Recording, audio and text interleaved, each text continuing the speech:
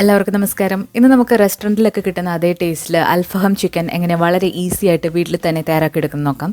സാധാരണ ഇത് ഗ്രില്ലൊക്കെ വെച്ചിട്ടാണ് ചെയ്യുന്നത്. അപ്പോൾ ഇവിടെ ഞാൻ രണ്ട് രീതിയിൽ ഇത് ചെയ്ത് കാണിക്കുന്നുണ്ട്.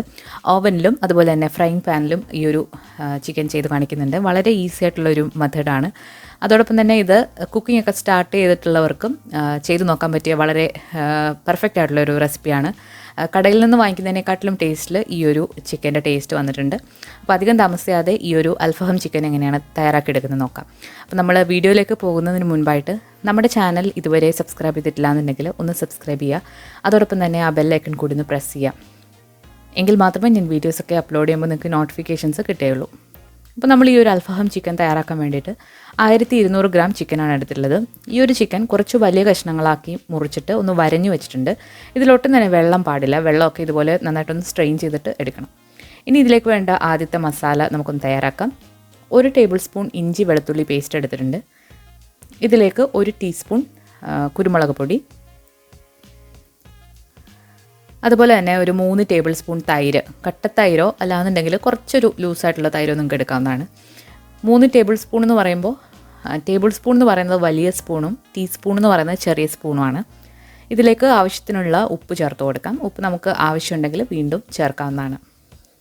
ഇനി ഇതിലേക്ക് ഞാനൊരു പകുതി നാരങ്ങയുടെ ജ്യൂസ് എടുത്തിട്ടുണ്ട്. ഇത് നല്ല ജ്യൂസുള്ളൊരു നാരങ്ങയാണ്. ഇത് ഏകദേശം ഒരു 3 ടേബിൾ സ്പൂൺ ഉണ്ടാകും. അപ്പോൾ അത് കുറേശ്ശെ ഒഴിച്ചു കൊടുത്തിട്ട് നമുക്ക് നോക്കാം. അപ്പോൾ ഈ ഒരു സമയത്ത് ഉപ്പും അതുപോലെ തന്നെ കുറച്ച് നാരങ്ങ നീരും കൂടി ഇട്ട് കൊടുത്തിട്ടുണ്ട്. ആവശ്യം തോന്നുകയാണെങ്കിൽ കുറച്ച് നാരങ്ങ നീരും അതുപോലെ തന്നെ ഉപ്പും കൂടി ഒന്ന് അഡ്ജസ്റ്റ് ചെയ്ത് കൊടുക്കുക. അപ്പോൾ നമ്മൾ ഈ ഒരു മിക്സ് തയ്യാറാക്കുമ്പോൾ ഒരുപാടങ്ങ് കുറുകിയിരിക്കരുത്, ഒരുപാടങ്ങ് ലൂസിലോ ഇരിക്കരുത്. ആ ഒരു പരുവത്തിലിത് ആക്കിയെടുക്കുക. നമ്മൾ ഈ ഒരു തയ്യാറാക്കി വെച്ചിരിക്കുന്ന ഈ ഒരു തൈരിൻ്റെ കൂട്ട് ചിക്കനിലേക്ക് ഇട്ട് നന്നായിട്ടൊന്ന് പുരട്ടി വെക്കണം. അപ്പോൾ ആദ്യം ഒരു 30 മിനിറ്റ് ഇത് നന്നായിട്ട് ഇതുപോലെ ഒന്ന് പുരട്ടി മാറ്റി വെക്കുന്നത് നല്ലതാണ്. അപ്പോൾ കൈ ഉപയോഗിച്ചിട്ട് തന്നെ ഇത് നന്നായിട്ടൊന്ന് മിക്സ് ചെയ്തെടുക്കുക.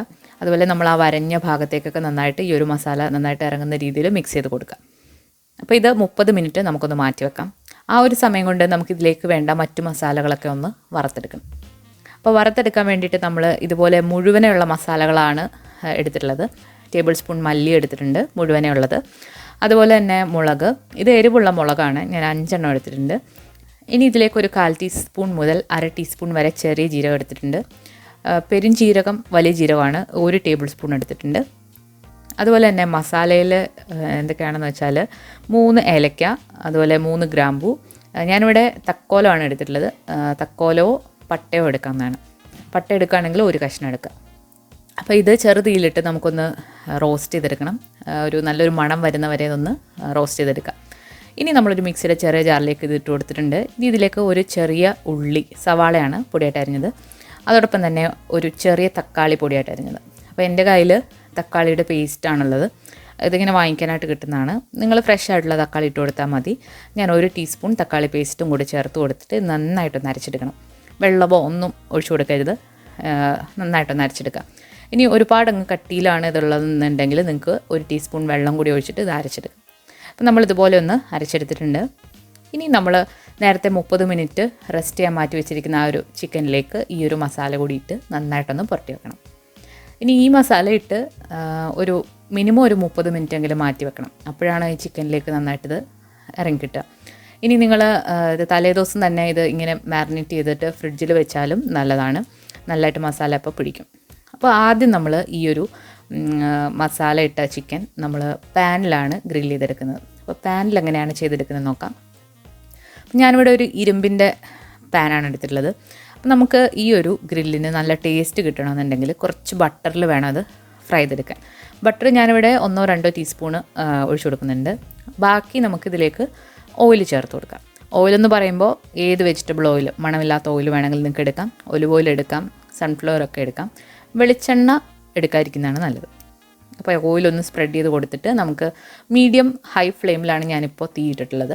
നമ്മുടെ ഈ ഒരു ചിക്കൻ്റെ കഷ്ണങ്ങൾ മീഡിയം ഹൈ ഫ്ലെയിമിൽ ആദ്യം ഇടുക. അതിനുശേഷം നമുക്ക് ചെറുതീയിലിട്ട് 2 സൈഡ് നന്നായിട്ട് മുറിച്ചെടുക്കണം.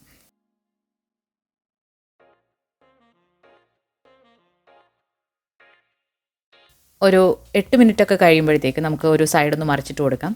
അപ്പോൾ ഇതുപോലെ ഒന്ന് മറിച്ചിട്ട് കൊടുക്കാം. അപ്പോൾ നിങ്ങൾക്ക് കാണാം ഈ ഒരു സൈഡ് പെർഫെക്റ്റായിട്ട് നല്ലതായിട്ട് മുരിഞ്ഞു വന്നിട്ടുണ്ട്. ഇനി തിരിച്ചിട്ടിട്ടും നമുക്ക് ഇത് ഒന്ന് ഗ്രില്ല് ചെയ്തെടുക്കാം. അപ്പോൾ ആദ്യം നമ്മളിത് ഒരു മീഡിയം ഹൈ ഫ്ലെയിമിലിട്ടിട്ട് പിന്നെ ഇതിൻ്റെ തീ കുറച്ചതിന് ശേഷം ചെറു തീയിലിട്ടിട്ട് നന്നായിട്ട് കുക്ക് ചെയ്തെടുക്കുക. അപ്പോൾ ഇതുപോലെ ഇങ്ങനെ കുക്ക് ചെയ്തെടുത്തിട്ടുണ്ട്. ഇനി അടുത്ത മെത്തേഡ് എന്ന് പറയുന്നത് ഇതെങ്ങനെ ഓവൻ വെച്ചിട്ട് ചെയ്യാമെന്നാണ്.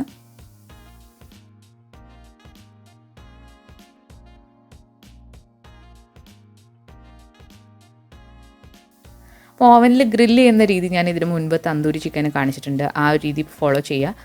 ഇനി നമ്മൾ ഇന്ന് ചെയ്യുന്നത് ഒരു പാത്രത്തിൽ വെച്ചിട്ടാണ്. ഗ്രില്ല് ചെയ്യുന്ന പോലെ തന്നെ ഉണ്ടാവും, പാത്രത്തിലും നമുക്ക് ചെയ്തെടുക്കാം. അപ്പോൾ ഒരു ബേക്കിംഗ് ട്രേ എടുത്തിട്ടുണ്ട്. അതിലേക്ക് കുറച്ച് ബട്ടർ അതുപോലെ നമ്മൾ കുറച്ച് ഗ്രേറ്റ് ചെയ്തിട്ട് ഇട്ട് കൊടുത്തിട്ടുണ്ട്. അതിലേക്ക് ഈ 2 ലെഗും തൈയും കൂടെ ഉള്ള ഭാഗം നമ്മൾ വെച്ച് കൊടുക്കുകയാണ്.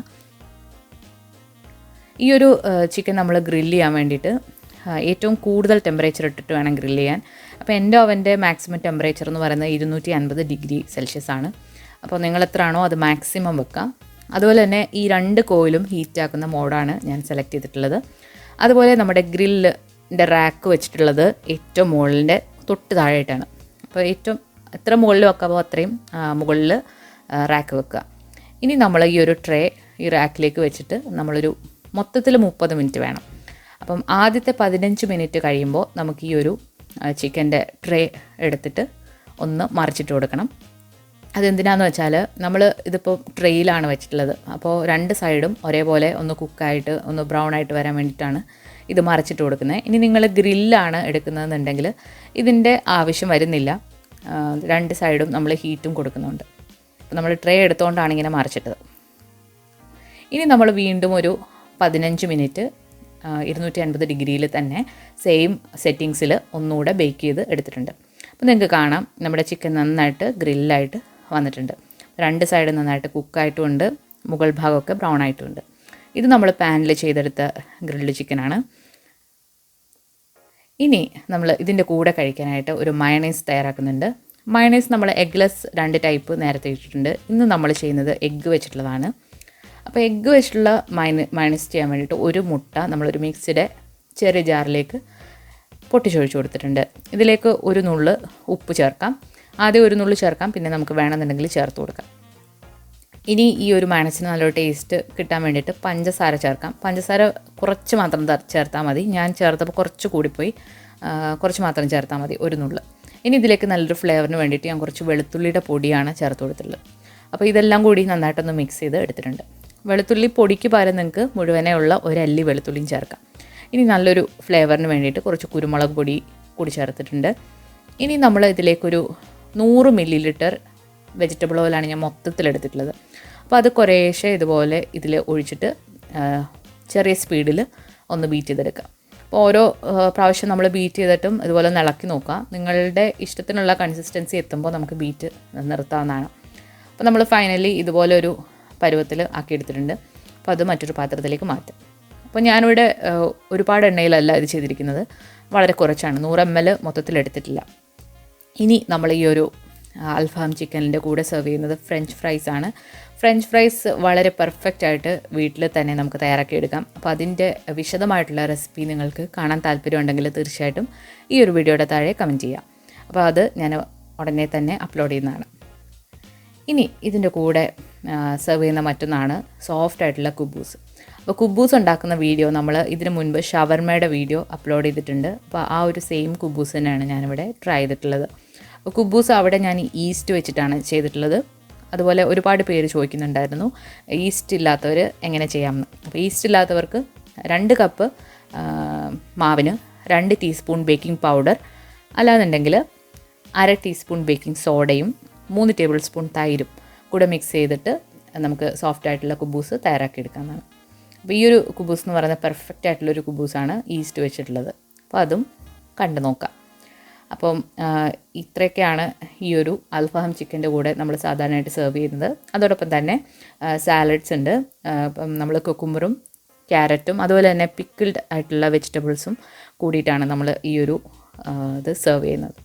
അപ്പോൾ എല്ലാവരും നിങ്ങളിനി ചിക്കൻ വാങ്ങുമ്പോൾ തീർച്ചയായിട്ടും ഈ ഒരു രീതിയിൽ അൽഫാം ചിക്കൻ ഒന്ന് ട്രൈ ചെയ്ത് നോക്കണം. എന്നിട്ട് നിങ്ങളുടെ ഫീഡ്ബാക്സൊക്കെ നമ്മുടെ വീഡിയോയുടെ താഴെ കമൻറ്റ് ചെയ്യുക. അതോടൊപ്പം തന്നെ നമ്മുടെ ഷവർമയുടെ വീഡിയോ കണ്ടിട്ടില്ല എന്നുണ്ടെങ്കിൽ അതുകൂടി ഒന്ന് കണ്ടു നോക്കണം. അപ്പോൾ ഈ ഒരു വീഡിയോ ഇഷ്ടമായിട്ടുണ്ടെങ്കിൽ നിങ്ങൾ തീർച്ചയായിട്ടും നിങ്ങളുടെ ഫ്രണ്ട്സിനും കൂടി ഒന്ന് ഷെയർ ചെയ്ത് കൊടുക്കുക. നമ്മുടെ ചാനൽ ഇതുവരെ സബ്സ്ക്രൈബ് ചെയ്തിട്ടില്ല എന്നുണ്ടെങ്കിൽ ഒന്ന് സബ്സ്ക്രൈബ് ചെയ്യാനും മടിക്കരുത്. പുതിയൊരു റെസിപ്പി വീഡിയോ ആയിട്ട് നമുക്ക് വീണ്ടും കാണാം. താങ്ക്